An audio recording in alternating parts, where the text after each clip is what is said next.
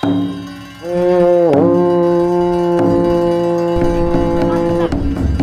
班牙穷革命的运动哦，不但穷的布拉加都不公干了哦，有一地穷着的，还是不这些的布拉加都能干，是波斯卡巴的布拉加都开了哦。的莫牛怪，没蒙鬼，有巴鲁斯马根绕查那让做的，都有斯卡帕达塞扬。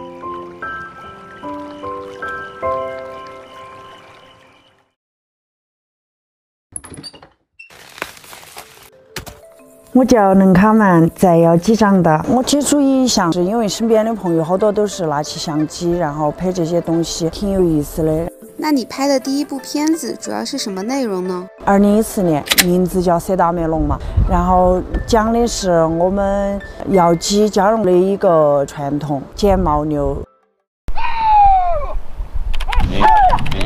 一般我们剪牦的这个时间是在农历的4月初到5月初。就我们这儿有个节日嘛，剪牦牛剪牦。你是专门请你家吗？哎，对，就过来帮到父母一起，他们年纪大了嘛。剪牦就是成年男子徒手掰牦牛，然后由妇女来剪牦。第一次上山嘛，那时候就很小，就5、6岁的样子，然后走到海拔4000多米的样子，然后就不行了，就开始晕了。按牛的时候是12岁左右吧，按那种1、2岁的，不过瘾一样。然后到第2年了，开始按大牛了。虽然说按不动它，但是逮牦牛的时候，在它背上跳的那感觉是很舒服的。后头慢慢就日常了吧，这些东西就算。剪牦也是为了它太热了的话，就是长得没得那么肥壮。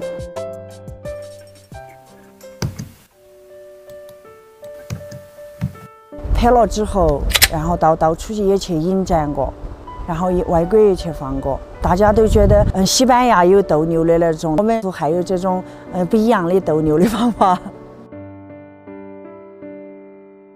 村子里面的他们有没有一些怎样的改变呢？老辈子啊那些都说，哎呀，一个女娃娃你就在屋头把家吃好就可以了，你还外头去抛头露面，还拿个相机到处晃，然后也不咋礼貌。之后给我们这儿当地的人看哈，觉得很稀奇，哎，那个时候的我咋个是这个样子，都觉得还挺有意思嘛。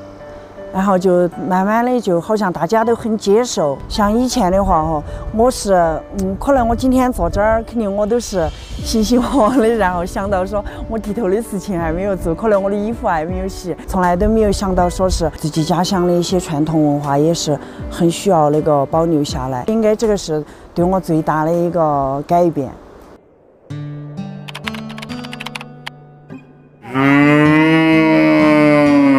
以前剪牦的话，是因为我们这儿需要生活用品，就是要用牦牛的毛来织一些衣服裹腿。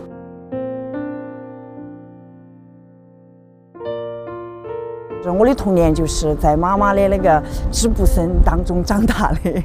其实它是一个猫科动物的那个爪印，能够把自己生活当中的一些东西看到的一些东西，就能够把它织出来。祖先些真的太有智慧了，太厉害了。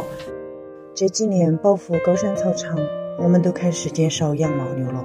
我就想咋个样子才能更好的把我们相关的文化传承下去。